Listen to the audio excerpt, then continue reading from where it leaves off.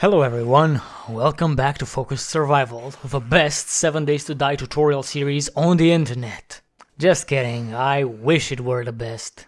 But this is no place for self-deprecating jokes, only information, so let us dive into the subject of today.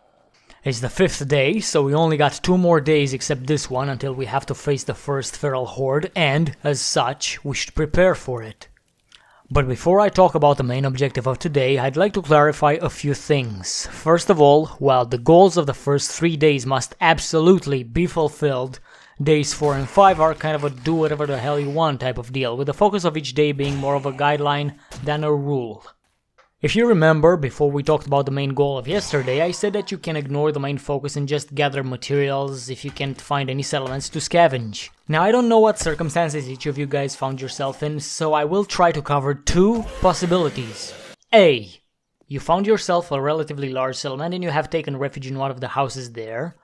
And B. You are in the wilderness, living in a shack, and you only have a few basic things, and there's no interesting locations around you. If your situation is more towards possibility A, you could try to accomplish the focus of today, but you're better off continuing on yesterday's goal and keep searching for valuables inside the settlement. But if possibility B describes your current situation better, then the only thing you can do is focus on gathering and stockpiling raw materials.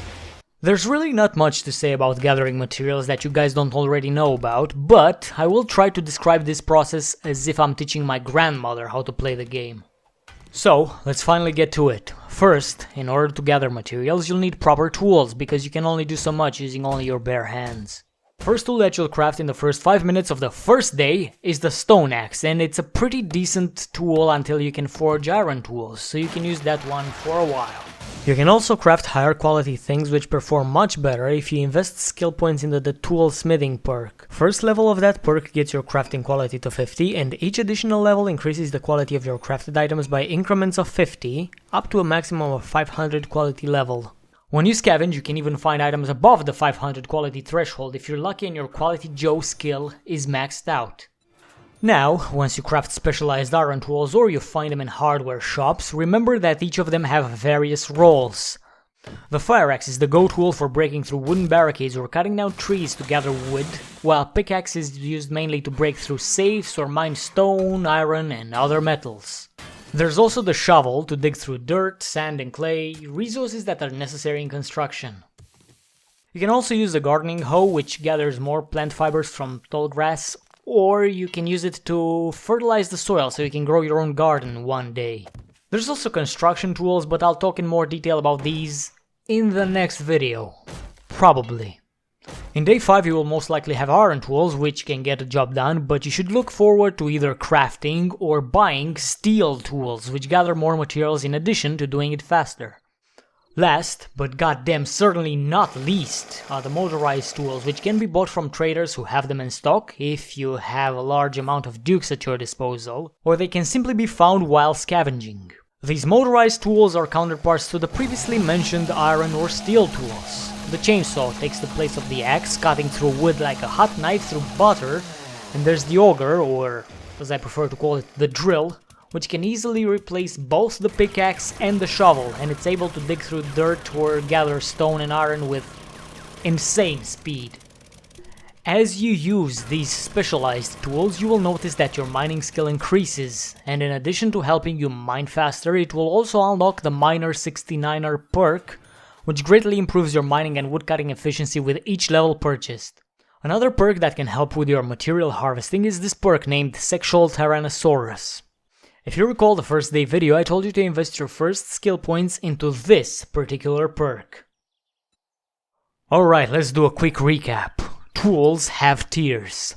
There's the basic tier, comprised from the stone axe and stone shovel, then there's iron tools at tier 2, and tier 3 would be steel tools, which can be crafted after you unlock steel crafting and you obtain a crucible for the forge. Then at tier 4 we have the motorized tools, the chainsaw and auger, which can be assembled if you find the schematics and the necessary parts, or simply be purchased or found when scavenging. Oh, and I forgot to mention that these power tools require gas, so make sure you find some of that at the gas station or something. All done about the tools? God damn, and here I was thinking there's nothing to talk about. But let's try to reach that sweet ass 10-minute mark, shall we? Let's now discuss the resources that you'll gather today. Oh, by the way, before we move on to that, here's a quick little side note. If the game changes dramatically in one of the future patches, or the beta, I'll redo this tutorial series to make sure it is up to date. And if I do, I will exchange day 4 with 5, because it makes more sense that way. Are we up to 10 minutes yet? But we're getting sidetracked here. Now let us continue with the resources you must gather. To have an easier time, I'll just make a list of all the harvestable materials and order them according to the tools you can use to extract them. Actually, let's start with how you can organize your tool belt. So here's how I do it. You're not supposed to do the same as me, but this makes it easier for me to list things. So let's stop and think for a second, and here we go. Slot 1. You put your melee weapon here. You can either use a club for simplicity, or a bladed weapon that doubles as a skinning tool, which can harvest hides or feathers from animals you hunt. I elaborated on this in the second video. In the second slot, you're going to put a bow or any ranged weapon whatsoever. You're going to need it to kill things from afar, be they living or dead. Slot 3, the trusty stone axe, to cut down these withered trees to get a small amount of wood as you travel around.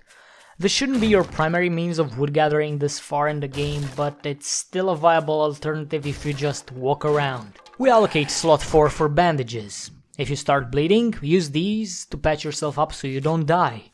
And now we're getting to the important part, because in slot 5 we have the iron fire axe, or any equivalent, for proper wood gathering. Now that we got here, let's talk about wood. Not the type you have when you see a pretty girl, but the one you'll use to fortify your base. Wood can be used for walls, but keep in mind, they won't be particularly strong walls against zombie hordes. You can build wooden walls on the second floor and above if you want to go cheap on your base. But a better use of wood is the construction of simple traps such as the wooden spikes, log spikes, or barbed wire fences.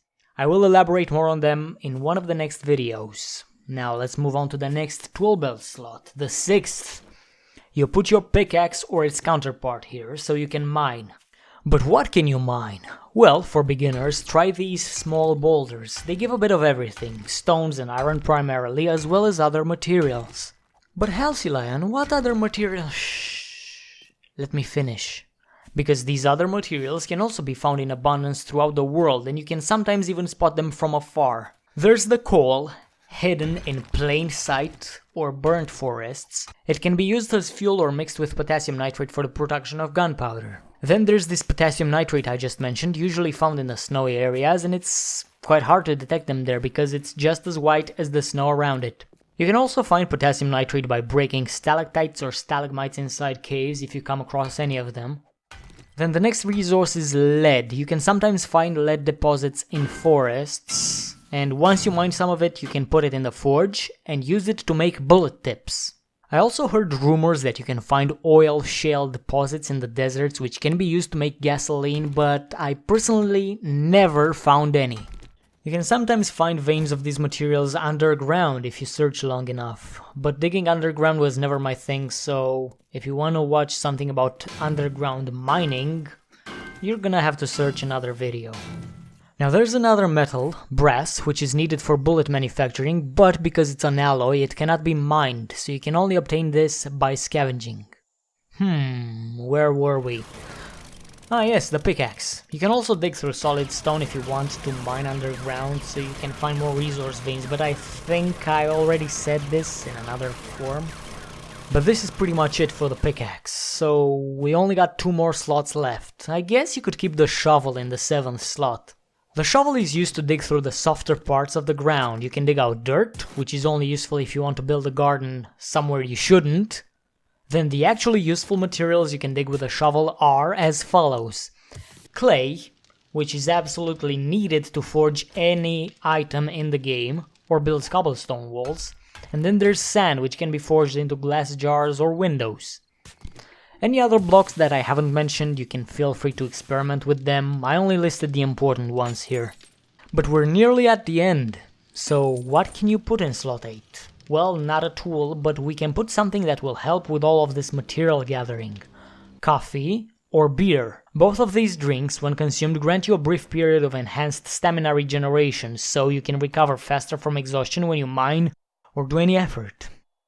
The beer also gives you a stun immunity buff, which makes you much stronger against zombie hordes, so you should keep it for fighting only. You can also consume grain alcohol for the same effect, but it will negatively impact your wellness. But we're pretty much done here. Let's go for another recap, shall we? So, harvesting is simple. You use the required tool for the job, you get things done. If you want to speed things up, you'll use some coffee or alcohol to regain your stamina.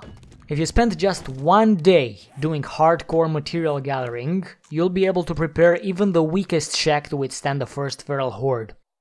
And since there's nothing more I can say about material gathering, I'm afraid we've arrived at the end of the video. So thank you all for watching. I hope I made this boring subject clear to even the newest of players, and I promise to see you in the next video. Goodbye.